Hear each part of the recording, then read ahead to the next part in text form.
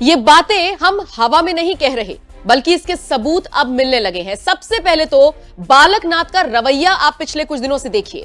Bulldozer की वो बात करते हैं, अपने कड़क तेवर वो दिखाते हैं, बेबाक तरीके से बयान देते हैं, विरोधियों को उखाड़ फेंकने की धमकी देते हैं। और इन सब के बीच जब राजस्थान में डंके की चोट पर बीजेपी जीतती है तो तिजारा सीट भी निकाल लेते हैं और बड़े अंतर से निकालते हैं, जिसके बाद से ही सोशल मीडिया पर यह कहा जा रहा है कि एक भगवाधारी ही राजस्थान का मुख्यमंत्री होगा। भगवाधारी योगी बालकनाथ को लेकर यह चर्चा बहुत पहले से चली आ रही है, लगभग तब से जब चुनावों का ऐलान हुआ था तभी से। तिजारा सीट से जैसे ही ऐलान हुआ कि बालकनाथ चुनाव लड़ेंगे, वहां की जनता उत्साहित हो गई, पूरे राजस्थान की जनता उत्साहित हो गई। और इसका अंदाजा आप इसी बात से लगाइए कि अयोध्या में राम मंदिर कवर करने के लिए जब हम गए थे तो वहां पर एक राजस्थान का शख्स हमें मिला और उसने सीधे तौर पर कह दिया, कोई इफ एंड बट नहीं, सिर्फ और सिर्फ बालकनाथ ही राजस्थान के मुख्यमंत्री होंगे।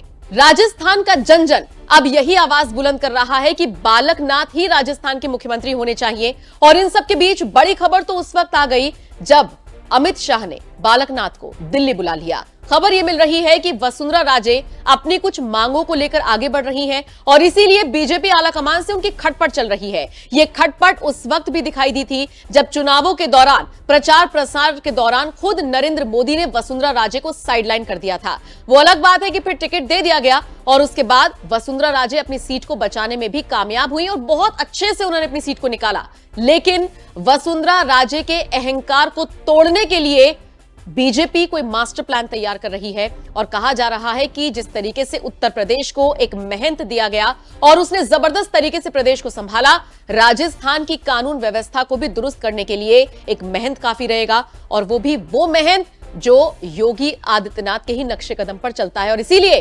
Balaknath social media platform x पर ट्रेंड कर रही है। अब तक 12 से 15 हजार लोग उनके हैशटैग का इस्तेमाल कर अपनी राय रख चुके हैं। सबसे पहले जरा ये ट्वीट देखिए।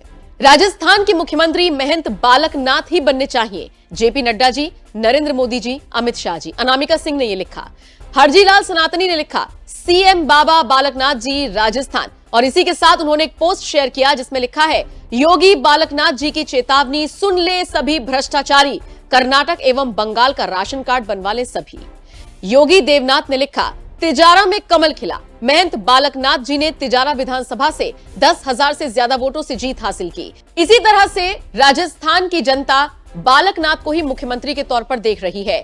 जीतने के तुरंत बाद बालकनाथ का एक बयान सामने आया जो सोशल मीडिया पर धड़ल्ले से वायरल हो रहा है। उनके बयान के साथ आपको छोड़े जा रहे हैं। फिलहाल आप बताइए, जिस तरीके से यूपी को एक महंत मिला और फिर उस महंत ने कानून व्यवस्था को दुरुस्त कर दिया, क्या ठीक उसी तरीके से राजस्थान में भी एक भगवाधारी को मुख्यमंत्री की कुर्सी पर बिठाया जाना चाहिए? क्या बालकनाथ को मुख्यमंत्री बनाया जाना चाहिए? कमेंट बॉक्स में आप अपनी राय हमें जरूर।